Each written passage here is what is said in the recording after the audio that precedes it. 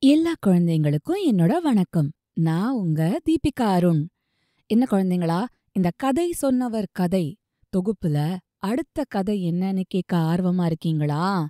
சபாஷ்! வள்ளியப்பா எழுதின இந்த கதை சொன்னவர் கதை தொகுப்புல இருக்கிற அடுத்த கதையோட பேர் என்ன தெரியுமா? வானொலியில் கதை சொன்னவர். வானொலியா? வானொலினா என்ன? ஏரோப்ளேனா? அது வானூர்தி. வானொலி அப்படின்னா என்னவா இருக்கும்? யோசிங்க. கதையோட முடிவுல நம்ம அதை கண்டுபிடிக்கிறோமான்னு பார்க்கலாம். சரி, கதைக்கு போலாமா? வயல் வரப்புக்கு மேல ஒரு தவளை தான் பாட்டுக்கு எதையும் பார்க்காம சொகமா யோசனை பண்ணிட்டு இருந்தது. ஒரு பாம்பு அது பின்னாடி வந்து அத முழுங்கிடுச்சு. செத்துப்போன தவளை பிரம்மா கிட்ட போச்சு. அது ஒரு பாவமும் பண்ணாததுனால அத சந்தோஷமா "வா குழந்தாய்" அப்படின்னு பிரம்மா வரவேத்தாரு. "உனக்கு என்ன வேண்டும்? மறுபடி தவளையாக பிறக்க வேண்டுமா? அல்லது மனிதனாகப் பிறக்க விரும்புகிறாயா?" அப்படின்னு கேட்டாரு. "பகவானே, நான் பாம்பா பிறக்க விரும்புறேன்" அப்படின்னு சொல்லுச்சு தவளை. "சரி போ, நல்ல புத்தி வந்ததும் திரும்பி வா" அப்படின்னு சொன்னாரு பிரம்மா. பாம்பு மேல அதுக்கு இருந்த பயத்தினால பாம்பாயிட்டா அப்புறம் பயம் இல்லைன்னு நினைச்சது தவளை. இப்படி வரம் கேட்டு வாங்கி திரும்பவும் வயல்ல பாம்பாகி வந்தது. ஒரு நாள் குடியானவனும் அவனோட பையனும் கிராமத்துல இருந்து வயலுக்கு வந்துட்டு இருந்தாங்க. பையன் பின்னாடி வந்தான். அப்பா முன்னாடி ஒரு தடிய வச்சுக்கிட்டு நடந்து வந்துட்டு இருந்தாரு. பாம்ப பார்த்ததும், "முத்துசாமி நில்லு" அப்படின்னு பையன்கிட்ட சொல்லிட்டு பாம்பு மேல தடியால ஒரு நல்ல அடிய போட்டான். அது துள்ளி சுருண்டு பொரண்டுது. அடி மேல அடி போட்டு கொன்னுட்டான். "நான் ஒன்னும் செய்யல.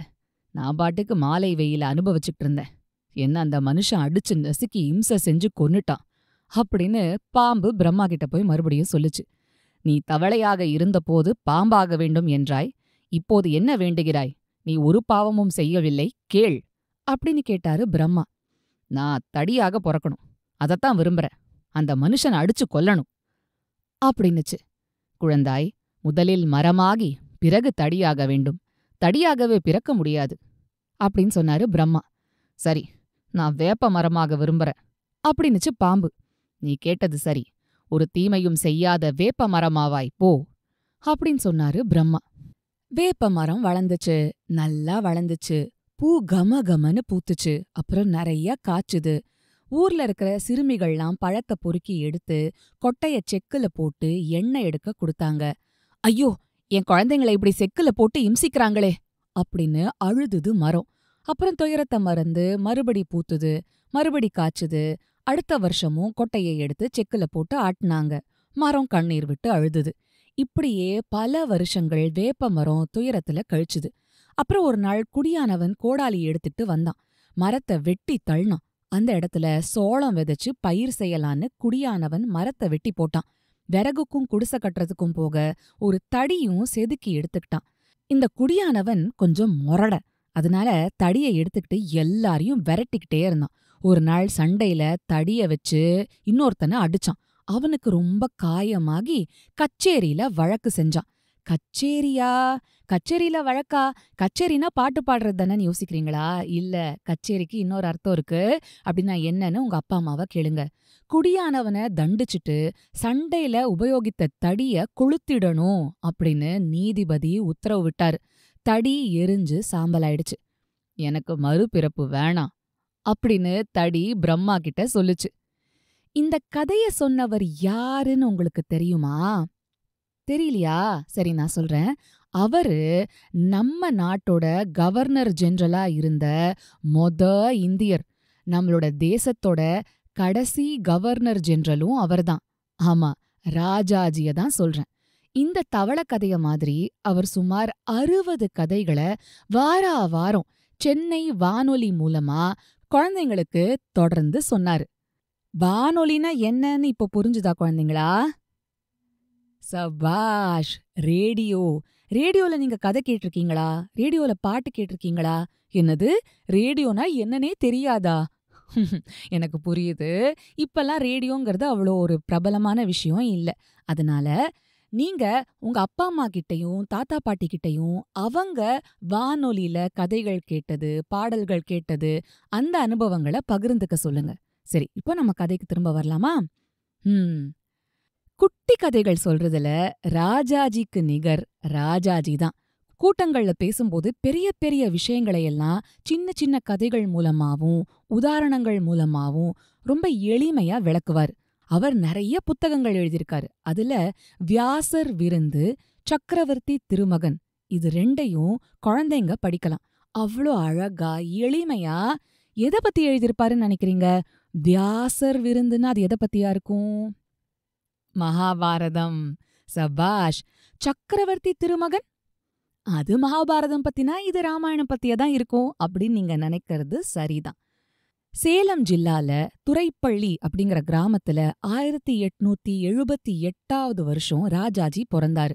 அவரோட அப்பா பேரு சக்கரவர்த்தி ஐயங்கார், அம்மா பேரு சிங்காரம்மாள். ராஜாஜிக்கு அப்பா அம்மா வச்ச பேரு ராஜகோபாலன். ராஜாஜிக்கு சின்ன வயசுலயே நல்ல ஞாபக சக்தி இருந்தது. ஒரு புத்தகத்தை ஒரு தடவை புரட்டி பார்த்தாலே போதும், அதுல இருக்கிற எல்லா விஷயமும் அவர் மனசுல நல்லா பதிஞ்சிடும். ஆரம்ப படிப்பை கிராமத்துல படிச்சாரு. அப்புறம் மேல் படிப்புக்காக பெங்களூர் போனாரு. அங்க BA வரைக்கும் படிச்சு பட்டம் வாங்கினாரு. அதுக்கப்புறம் சென்னைக்கு வந்து சட்டக்கல்லூரியில சேர்ந்தாரு. அப்போ கடற்கரைக்கு பக்கத்துல ஒரு மாணவர் விடுதி இருந்துச்சு. அதுலதான் அவர் தங்கியிருந்தார். ஒரு நாள் அந்த விடுதிக்கு சுவாமி விவேகானந்தர் வந்தார். அவர் விடுதிய சுத்தி பார்த்துட்டு வரும்போது ராஜாஜி இருந்த அறைக்குள்ள நுழைஞ்சாரு. அந்த அறையோட சுவர்ல கிருஷ்ண பகவானோட படம் ஒண்ணு மாட்டியிருந்தது. அது ஒரு வண்ணப்படம். அதுல கிருஷ்ண பகவானோட உடல் நீல வர்ணத்துல தீட்டப்பட்டிருந்தது. அத பார்த்ததும் விவேகானந்தர் மாணவரா இருந்த ராஜாஜிய பார்த்து, கிருஷ்ண பகவானோட உடம்பு நீல நிறத்துல இருக்கே, அதோட காரணம் தெரியுமா அப்படின்னு கேட்டாரு. உடனே ராஜாஜி ஜன்னல் வழியா தெரிஞ்ச கடலையும் ஆகாயத்தையும் காட்டி, ஆகாயம் நீலமா இருக்கு, கடலும் நீலமா இருக்கு, ரெண்டும் எல்லை இல்லாம விரிஞ்சு கிடக்கு. அத மாதிரியே கிருஷ்ண பகவானும் எல்லை இல்லாம எல்லா இடத்துலயும் இருக்காருங்கிறத காட்டுறதுக்கு தான் நீல நிறம் கொடுக்கப்பட்டிருக்கு அப்படின்னு சொன்னாரு. இந்த பதில கேட்டதும் விவேகானந்தர் ரொம்ப வியப்படைஞ்சாரு. ராஜாஜிய மனமார பாராட்டினாரு. சேலத்துல ஒரு பங்களா இருக்கு. அதுல பேய் இருக்கிறதா அந்த காலத்துல எல்லாரும் சொல்லிட்டு இருந்தாங்க. அந்த பங்களாவுக்கு பேய் பங்களான்னு பேரும் வச்சுட்டாங்க. பேய் இருக்குன்னு சொல்லும்போது அதுல யாராவது போய் இருப்பாங்களா? அது காலியாவே தான் இருந்தது. ராஜாஜிக்கு பேய் பிசாசுலெல்லாம் நம்பிக்கையே கிடையாது. பேய்ங்கிறதெல்லாம் வெறும் மனப்பேய் தான் அப்படின்னு நினைக்கிறவர் அவரு. அதனால அந்த பேய் பங்களால தன்னோட குடும்பத்தோட போய் வசிக்கலான்னு தீர்மானிச்சார். அவர் கூட அவரோட நெருங்கிய நண்பர்கள் 2 பேரும் குடும்பத்தோட அங்க குடியேறினாங்க. இத கண்ட ஊர் மக்கள் எல்லாம், ஐயோ பாவம், இவங்கள பேய் என்ன பாடுபடுத்த போகுதோ அப்படின்னு அனுதாபப்பட்டாங்க. ஆனா ராஜாஜியோ அவரோட இருந்தவங்களோ எந்த விதமான கவலையும் படல. 1 வருஷம் ஆச்சு. ராஜாஜி உடல் நலம் சரியில்லாம படுத்த படுக்கையாயிட்டாரு. அவரோட மனைவிக்கும் உடம்பு சரியில்லாம போயிடுச்சு. உடனே ஊர்ல இருந்தவங்க, பாத்தீங்களா பேய் சும்மா இருக்குமா அப்படின்னு பேச ஆரம்பிச்சுட்டாங்க. ஆனா ராஜாஜியும் அவரோட மனைவியும் கொஞ்ச நாள்ல குணமடைஞ்சிட்டாங்க. உலகத்துல எத்தனையோ பேர் நோய்வாய்ப்படுறாங்க, அதுக்கெல்லாம் காரணம் பேய்தானா? உடம்பு குணமானதும் ராஜாஜியோ இல்ல மத்தவங்களோ, சரி தப்பிச்சது தம்பராம் புண்ணியம், இனி இங்க இருக்கக்கூடாது அப்படிங்கிற முடிவுக்கெல்லாம் வந்துடல. அதுக்கப்புறமும் அந்த பங்களாவிலேயே தைரியமா தான் வசிச்சு வந்தாங்க. தைரியசாலிங்க கிட்ட பேய் வாலாட்டுமா? அது யார்கிட்டயும் சொல்லிக்காம தானாவே அந்த வீட்டை விட்டு போயிடுச்சு போல. வக்கீல் தொழில் ஆரம்பிக்கிறவங்க முதல்ல ஒரு பெரிய வக்கீல் கிட்ட ஜூனியரா இருக்கிறது வழக்கம். கொஞ்ச வருஷங்களுக்கு அப்புறமா தான் சொந்தமா தொழிலை நடத்துவாங்க. ஆனா ராஜாஜி எடுத்த எடுப்புலயே சொந்தமா யார்கிட்டயும் ஜூனியரா இல்லாம தொழில ஆரம்பிச்சிட்டாராம். நல்ல வருமானமும் கிடைச்சுதான். பேரும் விரைவிலேயே பிரபலமாயிடுச்சான். ஒரு நாள் ராஜாஜி கோர்ட்டுக்கு புறப்பட்டுட்டு இருந்தாரு. அப்போ ஒருத்தர் அவர்கிட்ட வந்து, ஐயா, நான் மலையாள நாட்டை சேர்ந்தவன், வாதியார் வேலை பார்க்கறேன், இங்க ஒரு வேலையா வந்தேன், வந்த இடத்துல பணம் களவு போயிடுச்சு, செலவுக்கு பணம் வேணும் அப்படின்னு கேட்டாரு. உடனே ராஜாஜி அவரோட பேரு, அவர் எந்த ஊரு, எந்த பள்ளியில வேலை செய்யறாரு, இந்த விவரங்களை எல்லாம் கேட்டுக்கிட்டு, சரி உள்ள போய் சாப்பிடுங்க, நான் இப்ப கோர்ட்டுக்கு போறேன், மத்தியானம் வந்துடுறேன், அப்புறம் என்னால ஆனதை பண்றேன் அப்படின்னு சொல்லிட்டு கோர்ட்டுக்கு போயிட்டாரு. கோர்ட்டுக்கு போனவரு சும்மா இல்ல, அங்க இருந்து அந்த மனுஷர் சொன்ன பள்ளிக்கூடத்துக்கு தந்தி அடிச்சு, இந்த பெயருடையவர் உங்கள் பள்ளியில்தான் இருக்கிறாரா அப்படின்னு கேட்டாரு. அங்க இருந்து பதில் தந்தியும் வந்துடுச்சு. அந்த மனிதர் சொன்னது முழுக்க பொய் அப்படின்னு தெரிஞ்சுக்கிட்டாரு. ராஜாஜி உடனே 2 போலீஸ்காரங்களை கூட்டிக்கிட்டு வீட்டுக்கு போனாரு.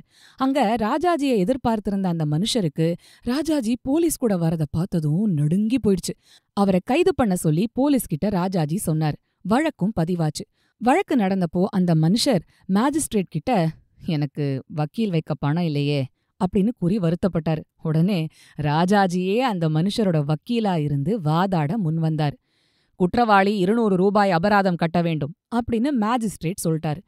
200 ரூபாய் அதிகம், அந்த ஏழை எங்க இருந்து கொடுப்பாரு அப்படின்னு ராஜாஜி கேட்டாரு. சரி, 50 ரூபாய் அபராதம் அப்படின்னு சொன்னாரு மேஜிஸ்ட்ரேட். அதுவும் அதிகம், இன்னும் குறைச்சா நல்லது அப்படின்னு சொன்னாரு ராஜாஜி. சரி, 10 ரூபாய் அபராதம் அப்படின்னு முடிவா மேஜிஸ்ட்ரேட் சொன்னாரு. உடனே ராஜாஜி தன்னோட சட்டப்பைக்குள்ள கைய விட்டாரு. ஒரு 10 ரூபாய் நோட்டை எடுத்து அந்த குற்றவாளிக்காக கட்டினாரு. இத பார்த்து எல்லாரும் ஆச்சரியப்பட்டாங்க.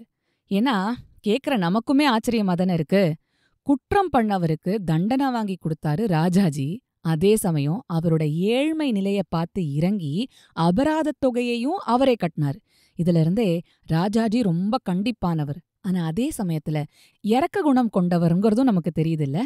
ராஜாஜி திருச்செங்கோடு தாலுக்காவுல புதுப்பாளையம் அப்படிங்கிற கிராமத்துல காந்தி ஆசிரமம் ஏற்படுத்தி அதை நல்ல முறையில நடத்தி வந்தார். அங்க இருந்த போதே தீவிரமா மது விலக்கு பிரச்சாரம் செஞ்சு வந்தார். மது விலக்கு பிரச்சாரம்னா என்னன்னு யோசிக்கிறீங்களா? உங்க அப்பா அம்மாவை கேளுங்க, சரியா? விமோச்சனம் அப்படின்ற ஒரு பத்திரிகையையும் அப்போ நடத்தி வந்தார்.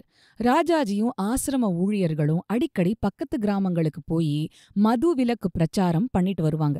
ஒரு சமயம் சில ஆசிரம ஊழியர்கள் ஆசிரமத்துல தயார் பண்ண சில மது விலக்கு படங்களை எடுத்துக்கிட்டு பக்கத்து கிராமத்துக்கு போனாங்க. அங்க ஒரு கூட்டம் போட்டு அந்த படங்களை மக்கள்கிட்ட காட்டி குடிக்கிறதுனால ஏற்படுற தீமைகளை பத்தி பேசினாங்க. அப்போ திடீர்னு அந்த ஊர்க்காரர் ஒருத்தர் கூட்டத்தை தொடர்ந்து நடத்த முடியாதபடி கலகம் பண்ண ஆரம்பிச்சிட்டாரு. அங்க கூடியிருந்த மக்கள் பயந்த சுபாவம் கொண்டவங்க. அதனால கூட்டத்துல இருந்து எல்லாரும் நைஸா நழுவிட்டாங்க. கடைசியா ஆசிரம ஊழியர்கள் கூட்டத்தை நடத்த முடியாம வருத்தத்தோட ஆசிரமத்துக்கு திரும்பி வந்துட்டாங்க. ஆசிரமத்துக்கு வந்ததும் ராஜாஜி கிட்ட விஷயத்த சொன்னாங்க. ராஜாஜி அவங்க சொன்னதை கேட்டுட்டு சும்மாலாம் இல்ல. அடுத்த நாள் சாயங்காலமே ஒரு மாட்டு வண்டியில அதே கிராமத்துக்கு அவரே போனாரு. அங்க மறுபடியும் கூட்டத்தை கூட்டி முதல் நாள் விட்ட இடத்துல இருந்து படங்களை காட்டி விளக்கி சொல்ல ஆரம்பிச்சாரு. படங்களை காட்டி முடிச்சதும், நேத்து கூட்டத்தை நடத்த முடியாதபடி யாரோ ஒருத்தர் தடை பண்ணாராமே, அவருக்கு ஏதாவது ஆட்சேபனை இருந்தா நேரா என்கிட்ட சொல்லட்டும், பதிலளிக்க நான் தயாரா இருக்கேன் அப்படின்னு சொன்னாரு. ஆனா அந்த மனுஷர் அன்னிக்கு அந்த கூட்டம் பக்கம் தலை காட்டவே இல்ல. ராஜாஜி கிட்ட அவர் ஜம்பம் வலிக்குமா? ராஜாஜி சென்னை முதலமைச்சரானதும் மது விலக்கு சட்டம் கொண்டு வந்தாரு. சேலம் மாவட்டத்துல தான் முதல்ல மதுவை ஒழிச்சாரு. மகாத்மா காந்தி ஒரு சமயம் பெங்களூர் போயிருந்தாரு. அங்க மகாராஜாவுக்கு சொந்தமான ஒரு விடுதியில தங்கியிருந்தார். அவர் கூடவே ராஜாஜியும் இருந்தாரு. அங்க இருந்தப்போ காந்திஜிக்கு உடம்பு சரியில்லை. அதனால அவர் கூட அதிகமா யாரும் பேசக்கூடாதுன்னு டாக்டர் சொல்லியிருந்தாரு. அந்த சமயம் ஒரு பெரியவர் காந்திஜியை பார்க்க வந்திருந்தார். பேட்டிக்கான ராத்திரி 8:30 மணிலிருந்து 9 மணி வரைக்கும் அவருக்கு நேரம் கொடுக்கப்பட்டிருந்தது. வந்தவர் காந்திஜியோட ஏதோ பேச ஆரம்பிச்சார். 15 நிமிஷம் ஆயிருக்கும். வந்தவர் காந்திஜி கூட பலத்த விவாதம் பண்ண ஆரம்பிச்சதுனால கூச்சல் பலமா கேட்டுது. காந்திஜிக்கோ ரத்த கொதிப்பு வியாதி. டாக்டரோ அதிகமா பேசக்கூடாதுங்கிறாரு. என்ன ஆகுமோன்னு எல்லாரும் பயந்தாங்க.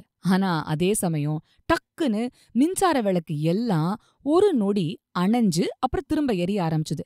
அந்த காலத்துல பெங்களூர்ல ராத்திரி 9 மணி ஆயிடுச்சு அப்படிங்கறத அறிவிக்க ஒரு வினாடி மின்சார விளக்க அணைச்சு அப்புறம் எரிய விடுவாங்க.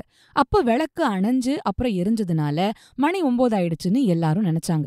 உடனே ராஜாஜி காந்திஜியோட பேசிட்டு இருந்த பெரியவர்கிட்ட போய் மணி 9 ஆயிடுச்சுன்னு சொல்லி அவரை வெளியில அழைச்சிட்டு அனுப்பிட்டாரு. ஆனா 15 நிமிஷம் கழிச்சு மறுபடியும் ஒரு தடவை விளக்கெல்லாம் ஒரு வினாடி அணைஞ்சு எரிஞ்சுது.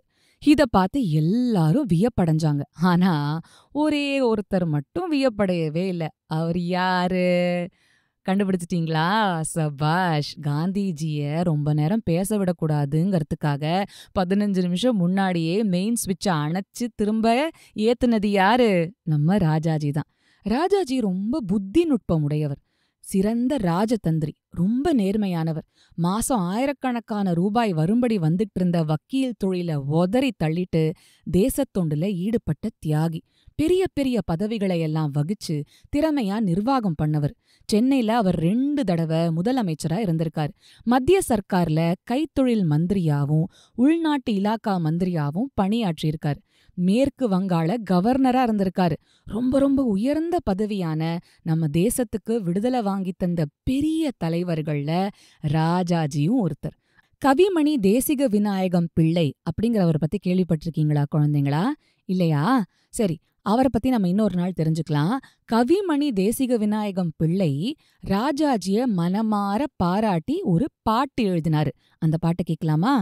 அன்னை அடிமை நிலை போக்கி அறப்போர் வெற்றித் தளபதியாய் மன்னும் காந்தியடிகளுக்கு வலக்கையாக நின்றுதவி சென்னை மக்கள் புகழ் வளர்த்த செல்வா ராஜகோபாலா இன்னும் பல்லாண்டு உலகில் இனிது வாழ்க வாழ்கவே. ராஜாஜியோட கதைகள் மூலமா அவர் இன்னும் நம்ம கூட வாழ்ந்துகிட்டு தான் இருக்காரு இல்லையா குழந்தைங்களா? சரி, ராஜாஜி எழுதின புத்தகங்களையும் கதைகளையும் உங்க வீட்டு பக்கத்துல இருக்கிற நூலகத்துல போய் படிக்கிறீங்களா? சபாஷ்! இன்னொரு கதையோட அடுத்த வாரம் சிட்டுக்குருவி பாட்காஸ்ட்ல நான் உங்களை சந்திக்கிறேன்.